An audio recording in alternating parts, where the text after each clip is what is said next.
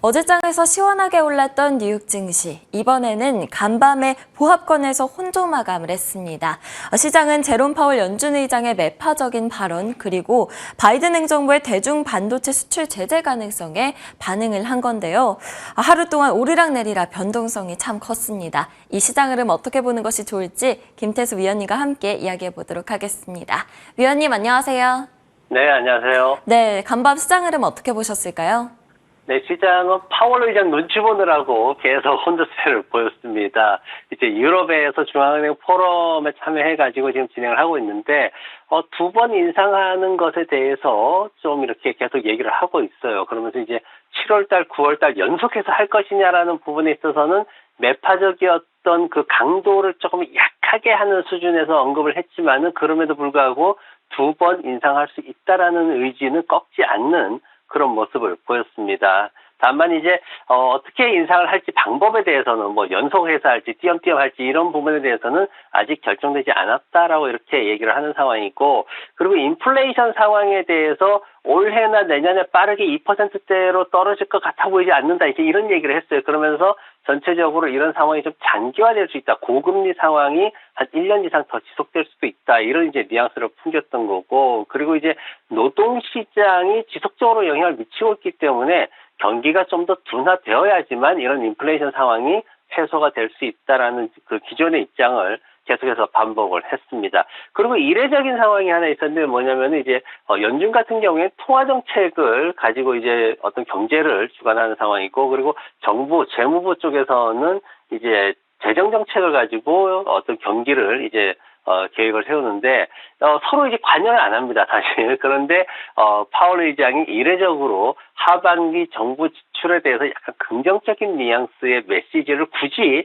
또 발언을 했기 때문에 그런 부분에 대해서는 기대감이 약간 생기는 그런 모습이었습니다. 그리고 중요한 게 이제 은행 스트레스 테스트 관련해가지고 은행권 1분기 은행에 대한 스트레스가 있었는데 이런 것들로 인해서 인플레이션이 쉽게 사그라들지 않는 원인이 되기도 하고 있다. 지금 이렇게 얘기를 했습니다. 근데 이 은행의 스트레스가 얼마만큼 잘 견딜 수 있느냐, 은행이 얼마나 제도적으로 잘 마련되어 있느냐에 따라 가지고 앞으로 금리 인상하는 강도를 조절할 수 있다. 이제 이런 뉘앙스를 보였는데, 그런데 장 마감 후에 은행 스트레스 테스트 결과를 연준에서 발표를 했어요. 그러면서 심각한 경기 침체도 견딜 수 있다. 이렇게 결론을 내렸습니다. 그래서 7월달, 9월달 연속해서 금리 인상이 진행될 수도 있는 상황으로 그렇게 좀 뉘앙스가 나왔기 때문에 이 부분도 좀 지켜봐야 되고요.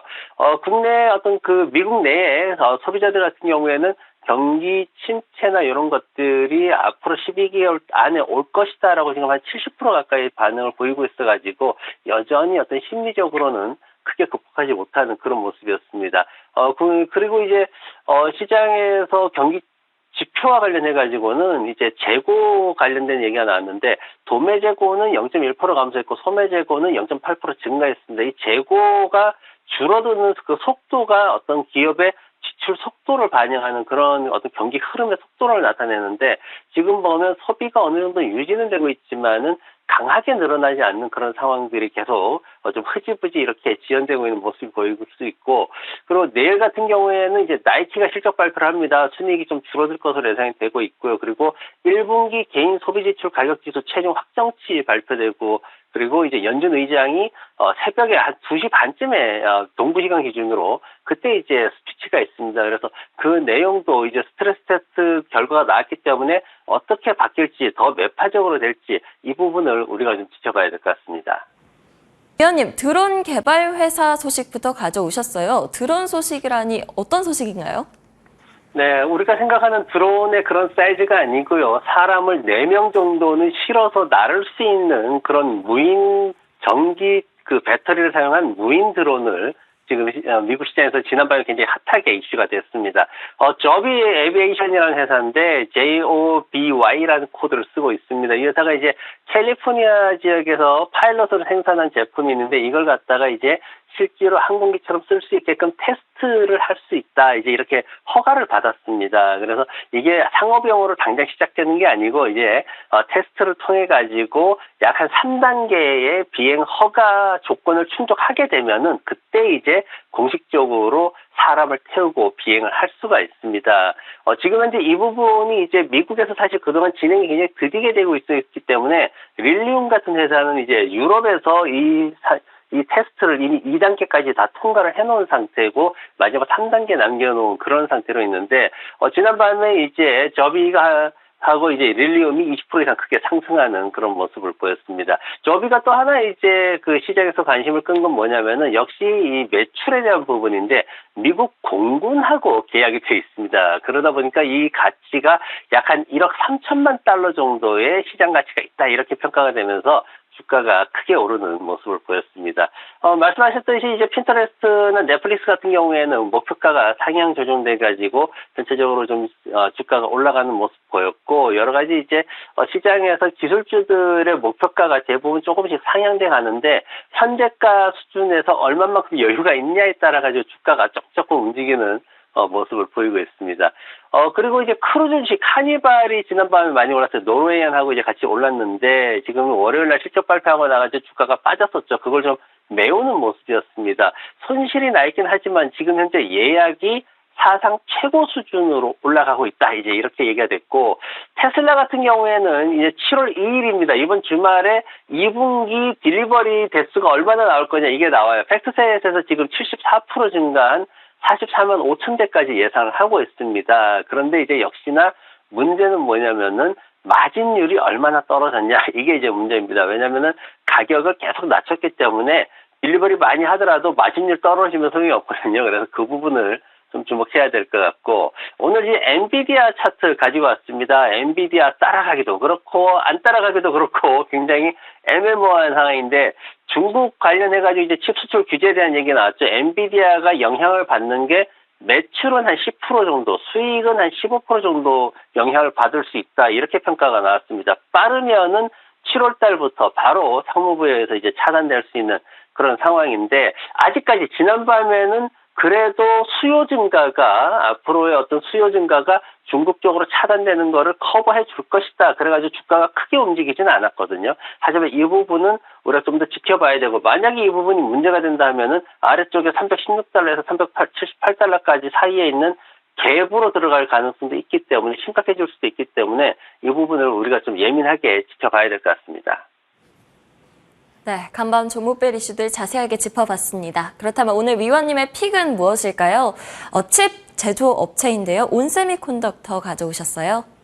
네, 맞습니다. 우리가 5월 달에 반도체 ETF 제가 한번 봐드린 적이 있어요. 그때 ETF들 반도체 쪽 투자하는 게 괜찮을 것 같다는 말씀을 드렸는데 지금 제가 이제 대표적인 SMH라는 코드를 쓰는 베넷 거하고 그리고 SOSX iShare 거를 이제 가져왔는데 그때 이제 말씀드렸던 대표적인 ETF인데 요 종목들이 시장에서 이제 연초 대비했을 때 한 40% 이상씩 올라가는 그런 모습들을 보이고 있습니다. 그리고 반도체 시장이 전반적으로 굉장히 좋아요. 이제 시장에서 뭐 하락이나 여러 가지가 있긴 했지만은 그래도 꾸준히 성장한 특히 미국 내에 공장을 가지고 미국 기업으로 성장을 해온 중형 기업들, 칩 제조업체들은 굉장히 상승세를 가파르게 가지고 가고 있습니다.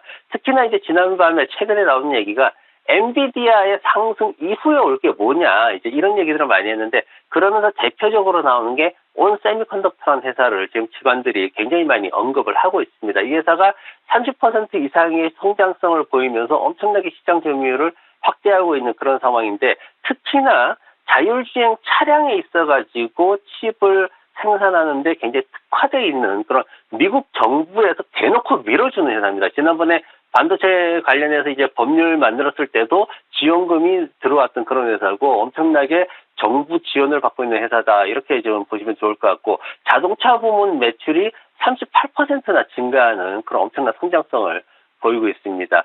지금 이제 그 실적, 이번 올해 연도의 실적이 지난해 워낙 좋았기 때문에 살짝 이제 한 3%에서 뭐 이렇게 좀 밀릴 것이다라는 그런 얘기들도 나오고 있는데 그게 사실 그렇게 중요해 보이지는 않고 시장의 기대치를 충분히 만족시켜주고 있으면서 역대 최고의 실적 성장세를 가지고 있다. 그리고 최근에 이제 조금 이렇게 주가가 급등함에 따라서 매수 의견이 조금 줄어들긴 했는데 시장의 인공지능 이후에 반도체 산업의 성장에 따라 가지고 목표가는 얼마 정도든지 또 조정될 수 있기 때문에 그런 기관들 보고서도 좀 봐야 될 것 같습니다.